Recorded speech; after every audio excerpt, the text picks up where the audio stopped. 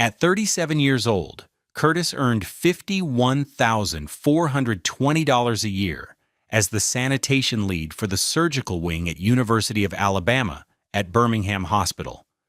It was a job of immense unseen importance, a fortress of sterility he and his team maintained against a constant siege of invisible enemies. He wore his gray uniform with a quiet pride, the same way he wore his $89 Timex watch. On Tuesday, October 12th, at 10:15 a.m., that pride was eclipsed by a wave of clammy, rolling nausea. He was leaning against a stainless steel disposal unit, the harsh fluorescent lights of the hallway suddenly feeling like a physical weight on his eyelids. One of his team members, a young man named Dion, noticed him steadying himself. "You all right, Curtis? You looking a little pale." Curtis swallowed, the taste metallic and wrong. "Yeah, man, just something ain't sitting right." He thought back to the breakfast he'd made for his wife Naomi before he left at 5:30 a.m.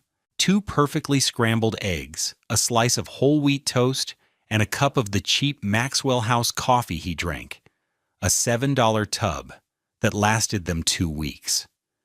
She'd wrinkled her nose at the coffee but eaten the eggs. The memory did nothing to settle the revolt in his stomach.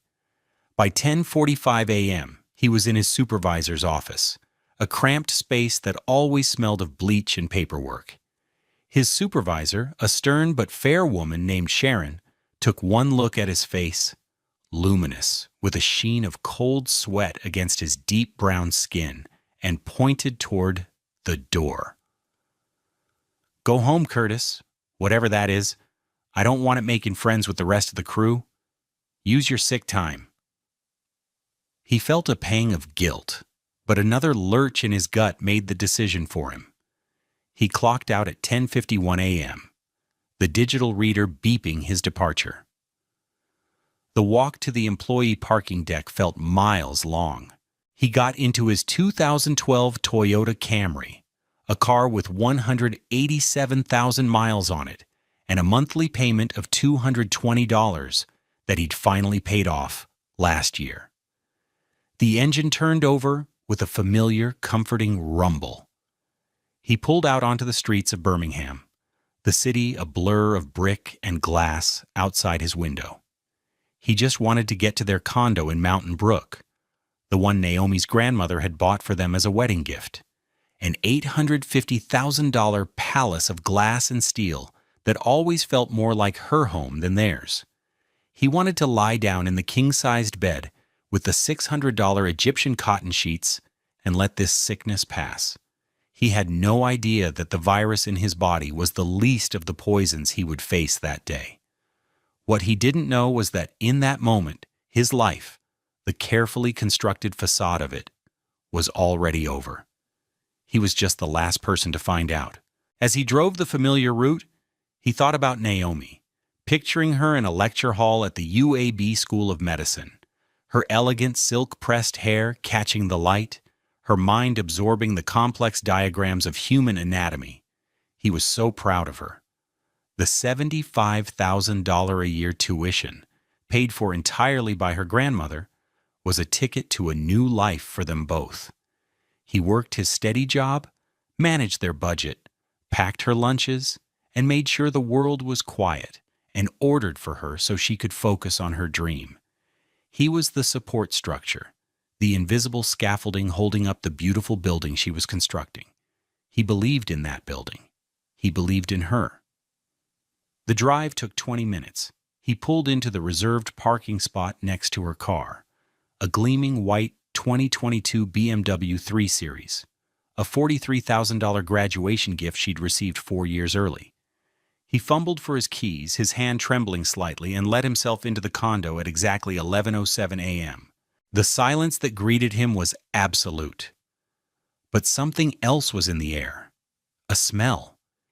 It wasn't the faint, clean scent of the lemon verbena cleaner he used on the weekends. It was richer, earthier. It was the smell of expensive coffee.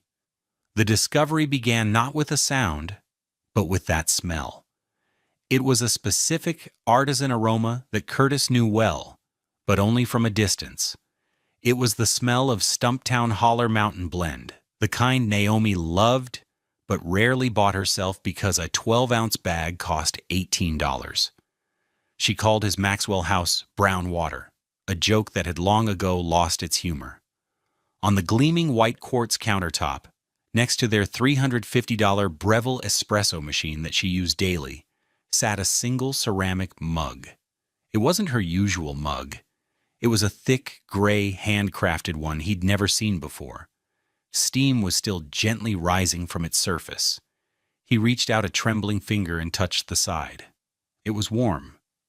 Not hot, but recently, intimately warm. A cold dread, far worse than the flu, began to seep into his bones. His eyes scanned the kitchen. Everything was pristine, as always. But then he saw it. In the small carved wooden bowl by the door where they both dropped their keys, sat his familiar ring with the Toyota key and the condo key. Next to it was another set, a single, heavy key fob with a silver Lexus logo on it, attached to a simple silver ring. He had never seen it before in his life. He picked it up. The metal was cool, impersonal. It felt alien in his hand. Who drove a Lexus? None of her friends from medical school that he'd met. Certainly none of his. He put the key down as if it had burned him. His stomach churned. But this time it had nothing to do with the flu. He walked through the open-plan living room, his work boots silent on the expensive hand-scraped hickory floors. The space was a monument to Naomi's taste, curated from the pages of high-end design magazines. A $4,000 white leather sectional sofa, a $1,500 Noguchi-style coffee table. On the wall, a massive abstract painting that had cost her grandmother $12,000. Curtis's only contribution to the room was a small, framed photo on a side table of him and his mother, who had passed away 5 years ago. He looked at it now, her warm, kind face, a stark contrast to the cold, impersonal perfection of the room. He felt a sudden, desperate urge to be back in his childhood home, a small, worn-down house that had always felt more real than this place. He sank onto the edge of the white leather sofa, the expensive material cool against his skin. The warm coffee mug on the counter was a silent accusation. The Lexus key in the bowl was a piece of evidence. He was a man who dealt in facts, in the sterile reality of pathogens and protocols. He needed more than a feeling. He needed proof. And then he remembered. The Ring camera. He had installed it himself 6 months after they moved in, a $199 device that covered the front porch and entryway. He'd done it after a package was stolen from a neighbor. Naomi had called it tacky and paranoid, but eventually agreed. "Fine, Curtis. If it makes you feel useful," she'd said, the words a casual little paper cut. He had set it up with a joint account, but he knew she never looked at it. He, on the other hand, was the one who paid the $10 a month for the cloud storage. He pulled out his phone, a 3-year-old Samsung Galaxy that felt suddenly inadequate in the luxurious room. His hands were shaking so badly it took him 3 tries to unlock it with his fingerprint. He opened the Ring app. The live feed showed the empty, sun-drenched porch. He tapped on the history, his heart pounding a sick, heavy rhythm against his ribs. He didn't have to scroll back far. Before he could dive into the digital abyss of the Ring camera's history, his mind flooded with memories of the life he thought he was building, the stable facade he had so carefully maintained. It was a life of contrasts, a constant, low-grade hum of inadequacy he had learned to ignore. He remembered the housewarming party 2 years ago. The condo was filled with Naomi's family and friends, doctors, lawyers, people who summered in Martha's Vineyard. Her grandmother, Eleanor Vance, a formidable black woman, with luminous, coffee-colored skin and hair styled in an elegant silver crown of twists, held court by the floor-to-ceiling windows. She wore a St. John knit suit that probably cost more than Curtis's car. He had spent the evening refilling glasses, clearing plates, his $60 dress shirt from Kohl's feeling like a costume. At one point, he overheard one of Naomi's cousins ask her what he did for a living. Naomi had laughed, a light, tinkling sound that didn't reach her eyes. "Oh, Curtis works in environmental services at the hospital. It's very important work," she'd said, her tone making it sound like a charitable project he was involved in. The cousin had nodded with a polite, vacant smile and immediately changed the subject. Curtis had swallowed his pride in a lukewarm glass of champagne. He loved Naomi, and this was her world. He was the guest, the outlier, the man with rough hands and a simple job. He showed his love not with words, which often felt clumsy and insufficient, but with actions. He was the one who got up at 5 a.m. to make sure she had breakfast before her early classes. He was the one who did all the grocery shopping, carefully sticking to the $200 weekly budget they'd agreed upon, even though he knew she regularly spent that much on a single dinner out with her friends.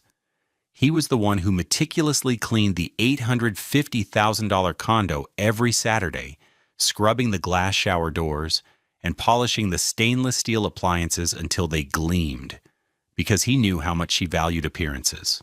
He had once spent 3 hours assembling a complicated $800 IKEA shelving unit for her textbooks, his knuckles raw by the end. She'd come home, glanced at it, and said, "Oh, good, it's done," before turning her attention to her phone. There was no thank you, no acknowledgement of the labor. He was simply the help. He had just never heard her say the words out loud. He remembered their arguments about money, always quiet, tense affairs. "Curtis, we can't keep buying the generic brand of olive oil. It's bad for you." "Naomi, the $25 bottle of organic, first-press olive oil does the exact same thing as the $8 one from Publix." "It's not the same. It's about standards. It's about self-respect." Whose self-respect, he'd always wanted to ask. He made a good, honest living. His $51,420 salary was more than his father had ever made. But in her world, it was a pittance, a rounding error on her grandmother's bank statements. She was a medical student on a path to earning $300,000 a year as a dermatologist. He was supposed to be grateful to be along for the ride. And he was. He truly was. He believed in her future, their future. He endured the subtle condescension, the casual dismissals, because he thought it was a temporary state of affairs. He thought that once she was a doctor, once they were truly partners, he would be seen. He would be valued for the foundation he had laid, for the quiet, steady support that allowed her to soar. He had made a critical mistake. He had confused her ambition with their shared dream. The first video in the ring history was from yesterday, Monday at 11:20 a.m. Curtis's finger, slick with sweat, hovered over the play button. He pressed it. The screen filled with the image of their front porch. A man he had never seen before walked up the steps. He was tall, with light brown skin and a confident, easy swagger. He wore a pair of $300 Allbirds sneakers and a fitted athletic shirt that showed off a gym-sculpted physique. He didn't knock, he used a key. The door swung open, and Naomi was there, a wide, genuine smile on her face. A smile Curtis hadn't seen directed at him in years. She was wearing a silk robe, and she reached out and pulled the man inside. The door clicked shut. The clip was only 22 seconds long. It was long enough. Curtis felt the air leave his lungs, a slow, painful hiss. He was suffocating in his own living room. His hands trembled, but a cold surgical calm was beginning to settle over the nausea and the panic. He was no longer just a sick husband. He was an investigator at a crime scene, and his entire life was the victim. He started scrolling back, his thumb moving with a grim purpose. Tuesday last week, 11 a.m., the same man, this time carrying a brown paper bag from a local bakery. Thursday the week before, 1 p.m. They were leaving together, laughing. Naomi was holding his hand. The casual intimacy of it was like a punch to the gut. Curtis kept scrolling. Days, weeks, months. It was a routine. Every Tuesday and Thursday like clockwork. Sometimes on a Monday or a Friday. The man had a key. He came and went from Curtis's home with the ease of someone who belonged there. 14 months. He scrolled all the way back. The first time the man appeared on their porch was August of last year. 14 months of Tuesdays and Thursdays, 14 months of lies, 14 months of him packing her lunch, cleaning their home, believing in her, while she was living a completely separate life, funded by his labor and her grandmother's money. The outrage began to build, a hot, pure flame that burned away the sickness and the sadness.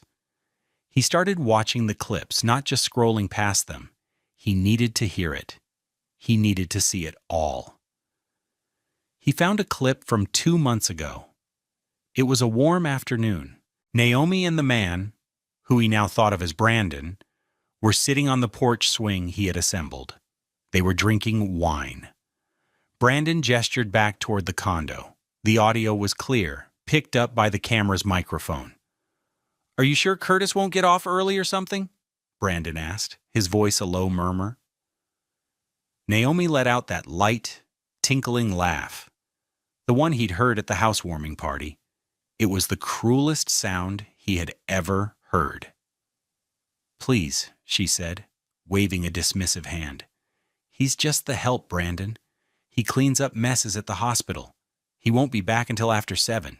He's predictable. He's just the help."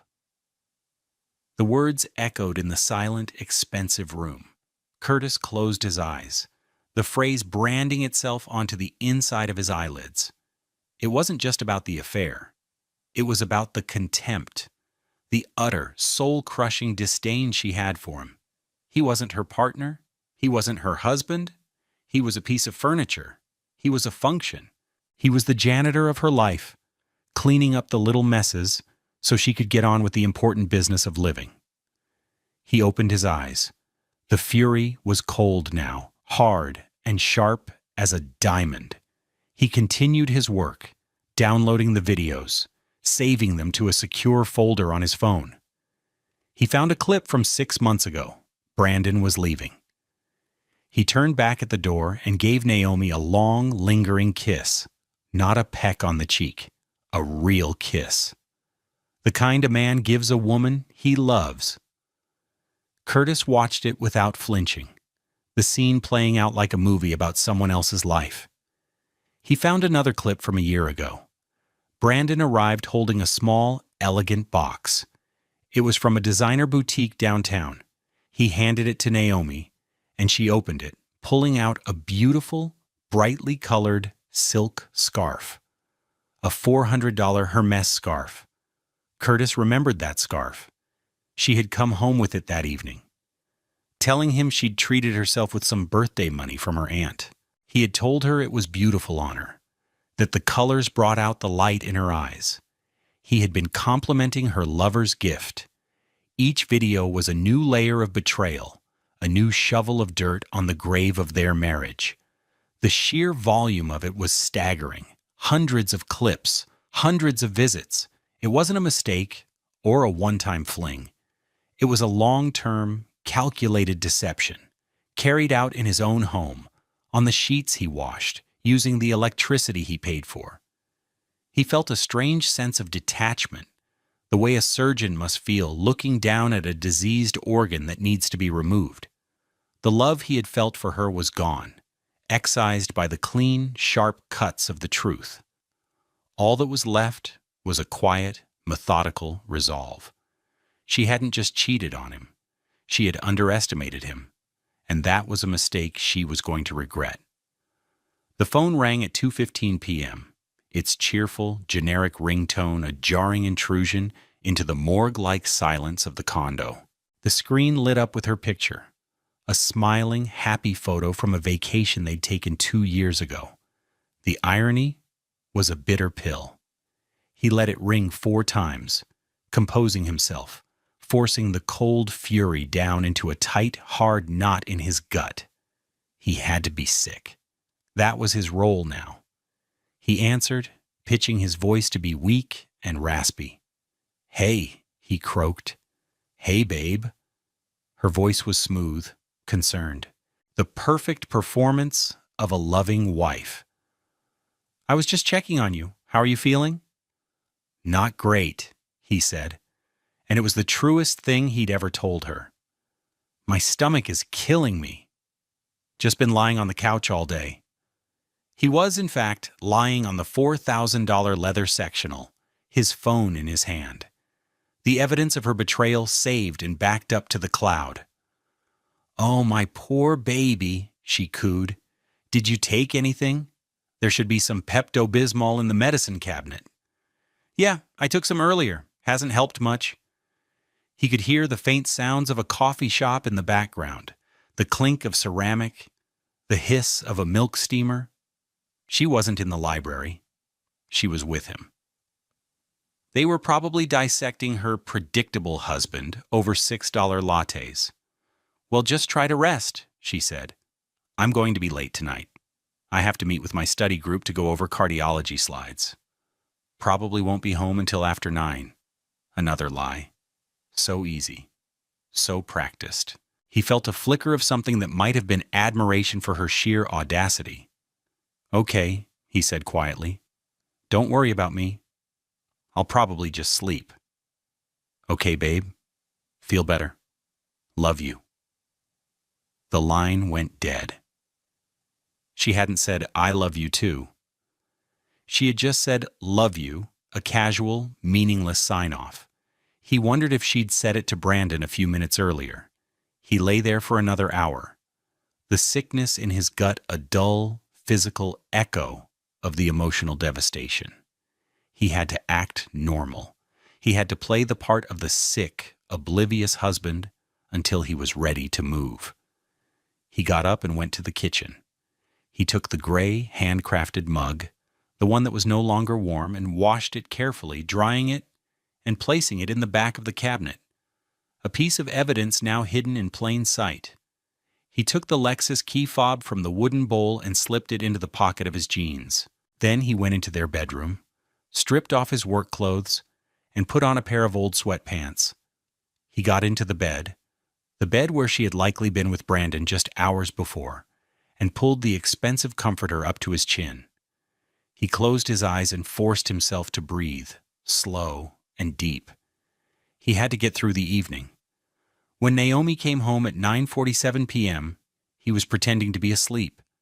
He heard her drop her keys, her own keys, into the bowl. He heard her move through the condo, her footsteps light. She came into the bedroom and stood over him for a moment. He could feel her presence, smell the faint scent of her perfume mixed with the lingering aroma of coffee. He didn't move a muscle. He kept his breathing even, feigning the deep sleep of the sick. She sighed softly, a sound of faint annoyance, and left the room. He lay there in the dark, his eyes wide open, listening to the sounds of her getting ready for bed. He felt utterly, completely alone. He was a stranger in his own home, a ghost haunting the ruins of his marriage. The plan was beginning to form in his mind, not a plan for revenge, but for justice. It would be quiet, precise, and devastating. It would be surgical. The next morning, the flu had subsided to a low-grade fever and a profound, bone-deep weariness. But his mind was sharp, clear, for the first time in years. He waited until he heard the sound of Naomi's BMW pulling out of the garage at 7:30 a.m. before he got out of bed. He moved with a new sense of purpose. First, he called his supervisor, Sharon. "Hey, Sharon, it's Curtis. I'm still not 100%. I think I need one more day."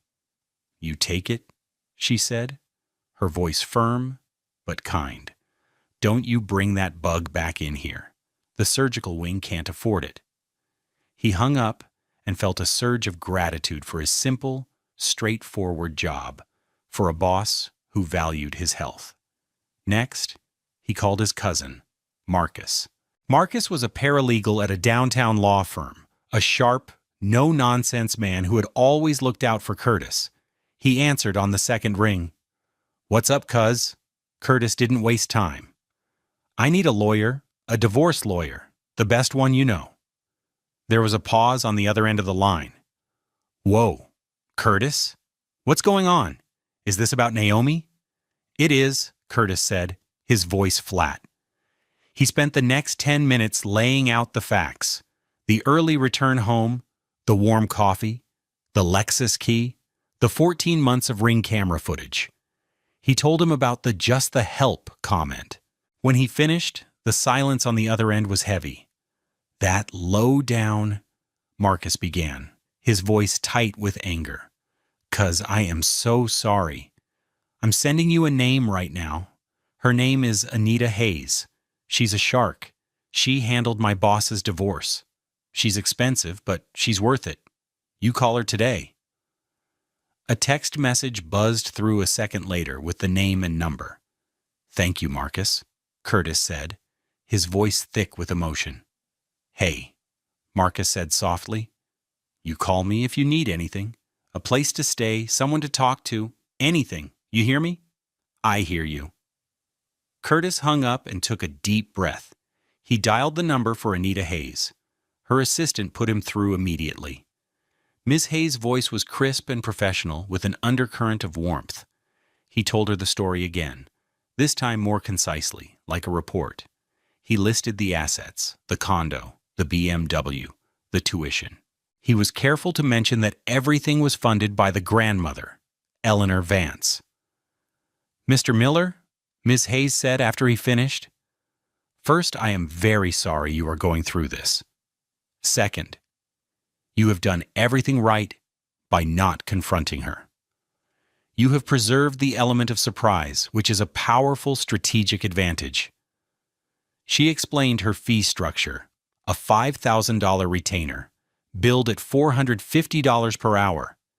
It was more money than Curtis had in his savings account. He would have to take out a loan. "I'll make it work," he said without hesitation.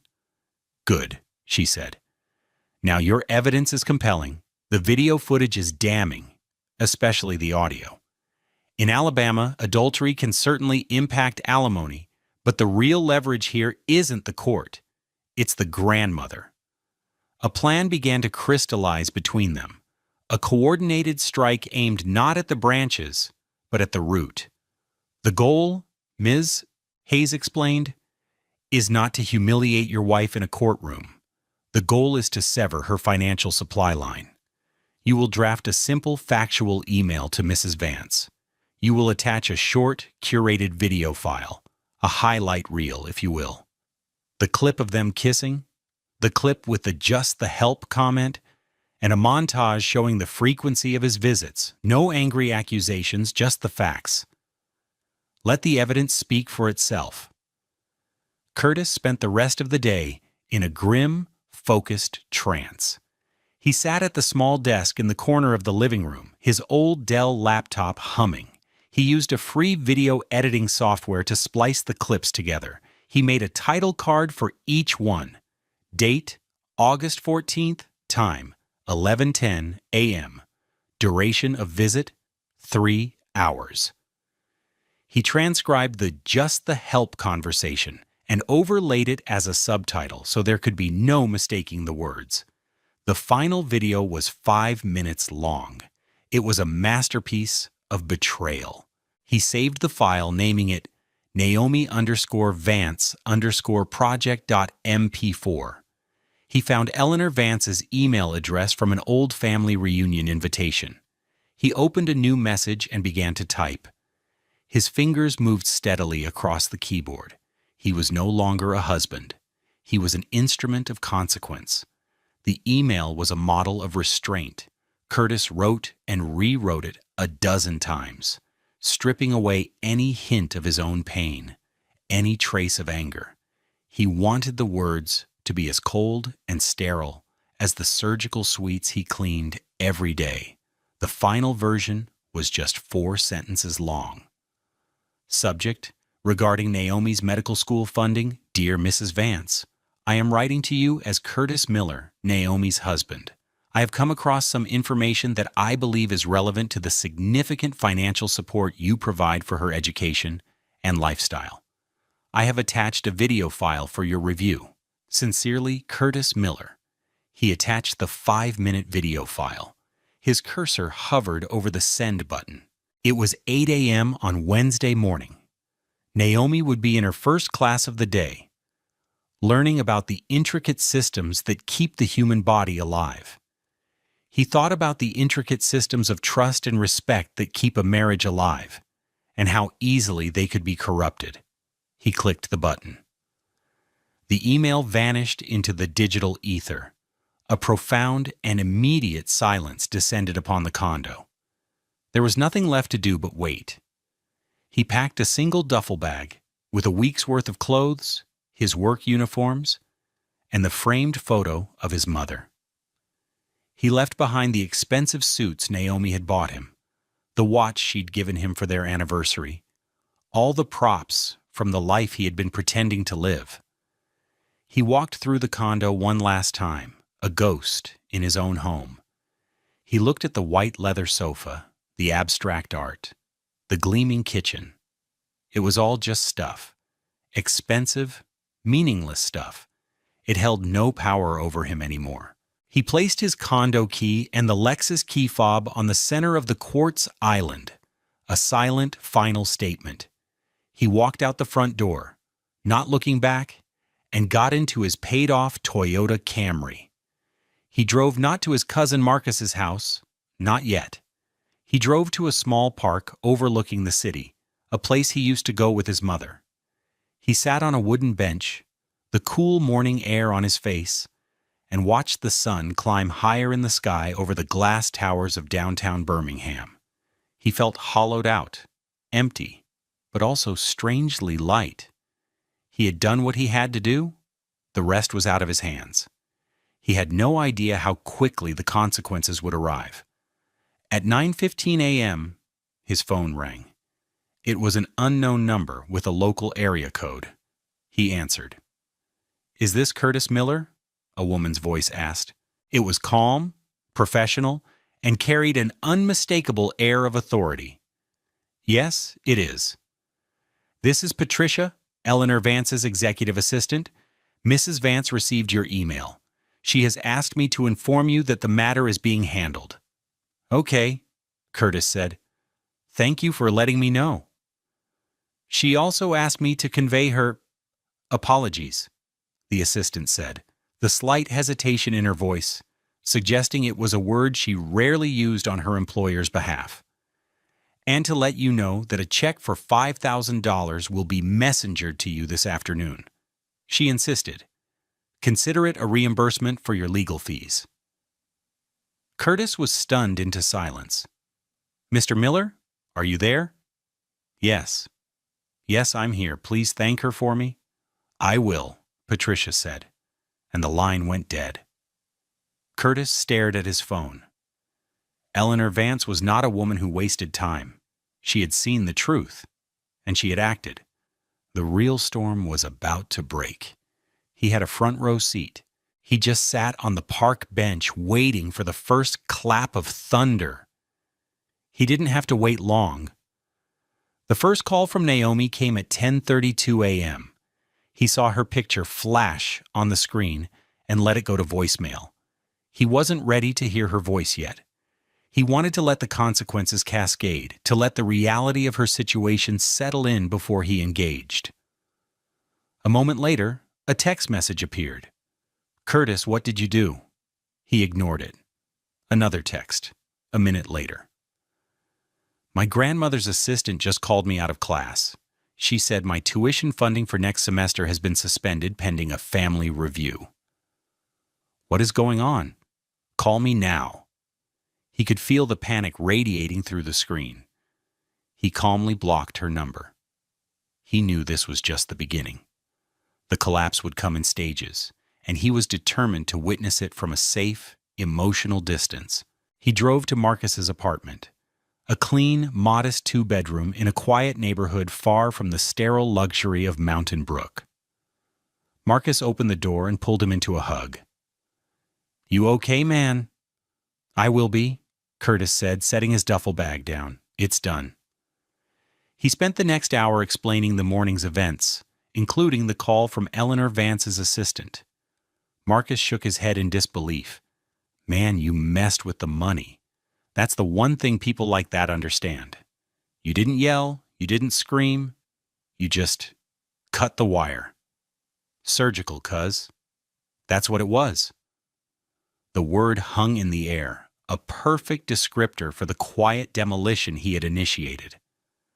At 12:45 p.m., a new number called him. He didn't recognize it. He answered cautiously. "Hello? Yeah? Is this Curtis?" A man's voice asked. It was smooth, confident, but with a new edge of confusion. "This is Brandon."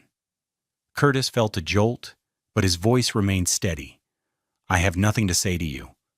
"Look, man, I don't know what's going on," Brandon said, his voice rising.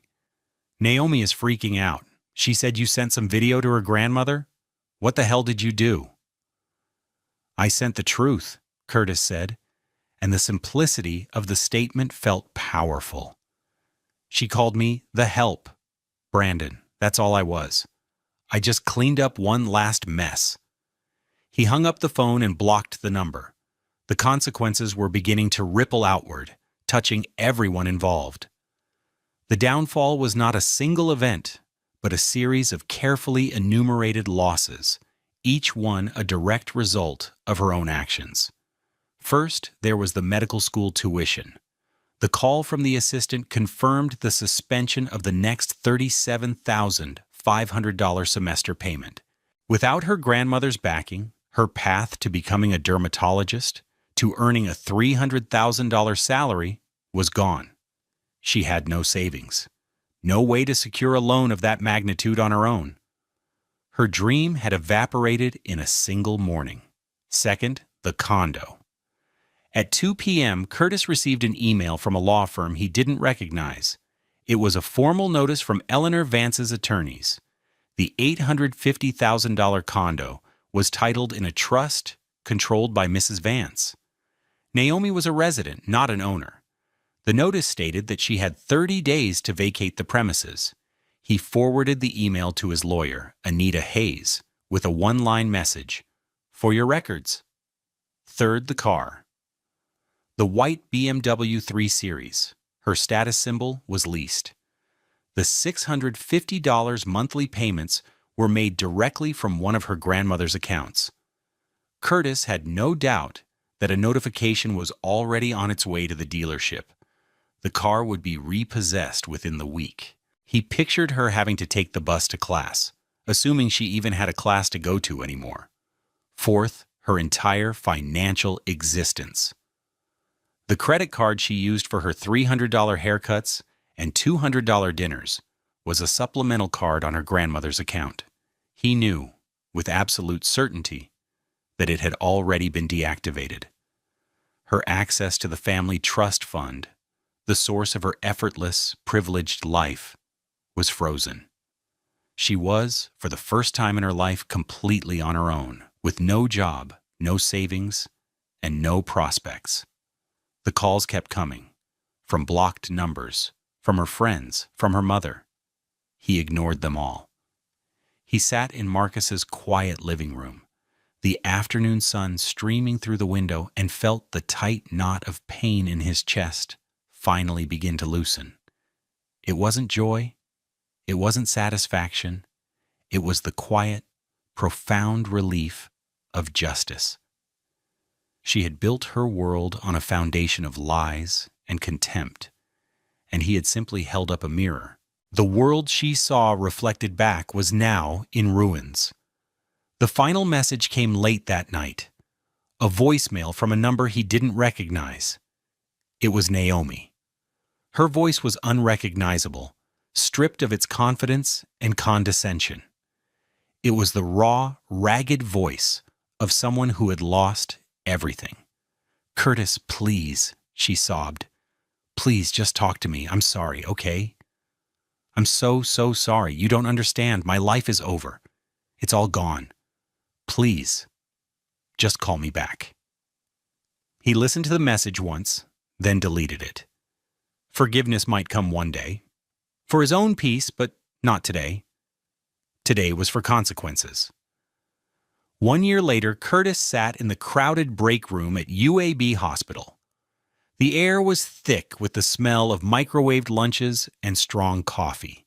He wore his same gray sanitation uniform, but now there was a small pin on his collar. Union representative. He had won the election 3 months ago, running on a simple platform of dignity, respect, and fair wages for the unseen workers who kept the hospital running. He had given a short, powerful speech, not from a script, but from the heart. "My name is Curtis Miller," he'd said, his voice steady, addressing the room full of his fellow sanitation workers, transport staff, and cafeteria employees. "I don't have to tell any of you how hard we work. We are the foundation of this hospital. We clean the rooms where miracles happen and where lives end. We bring the food that nourishes the sick. We move patients from one place of healing to another. Our work matters. Our voices matter." He had won by a landslide. The new role came with a small pay increase, bringing his salary to $54,000 a year. But it was the respect that mattered more. His colleagues listened to him. The hospital administration, for the first time, was forced to negotiate with him. He had found his voice, a voice he never knew he had when he was living in the shadow of Naomi's ambition. He still lived with Marcus. They had fallen into an easy, comfortable rhythm. The small apartment felt more like a home than the Mountain Brook condo ever had. It was filled with laughter, the smell of Marcus's cooking, and the sound of old-school gospel music on Sunday mornings. His life was simple, but it was his. After the divorce was finalized, a swift, uncontested affair thanks to the mountain of evidence and Naomi's complete lack of resources, he had used the $5,000 from Eleanor Vance to pay off Anita Hayes and put the rest into a retirement account. He never heard from Mrs. Vance directly again, but he felt a strange sense of gratitude toward the formidable old woman. She had seen the truth and acted with a decisiveness that he had come to admire. He heard through the grapevine that Naomi had dropped out of medical school and moved back in with her parents. Her relationship with Brandon had apparently crumbled under the weight of the fallout. He had seen her once a few months back from across a busy street downtown. She was getting out of a beat-up Honda Civic, her hair pulled back in a messy bun. She looked smaller, diminished, the light of effortless privilege extinguished from her eyes. Their eyes met for a fleeting second. He saw a flash of shame, of regret. He felt nothing. Not anger, not pity, not love. Just the quiet finality of a closed door. He turned and kept walking, the sun warm on his face. The past was a scar, but it no longer hurt to the touch. It was just a part of him now, a reminder of the man he used to be, and a testament to the man he had become. The break room door opened, and Dion, the young man from his crew, stuck his head in. "Curtis, they're ready for you in the conference room. Management's here." Curtis nodded, standing up and smoothing the front of his uniform. He took a deep breath and walked toward the conference room, toward the next negotiation, the next quiet fight for respect. He knew who he was. He was Curtis Miller. He was the help. And he was proud of it. He understood now that true wealth wasn't measured by the price of your condo or the logo on your car. It was measured in the strength of your character, the respect you earned from your community, and the quiet dignity of a job well done. It was a lesson he had learned in the harshest of ways, but one he would carry with him for the rest of his life. He had cleaned up the biggest mess of his life, and in doing so, he had finally made a space that was truly his own. Have you ever had a moment where you realized your own strength only after a great trial? Share your story in the comments below, because stories like Curtis's remind us that our true value is something no one can ever take away.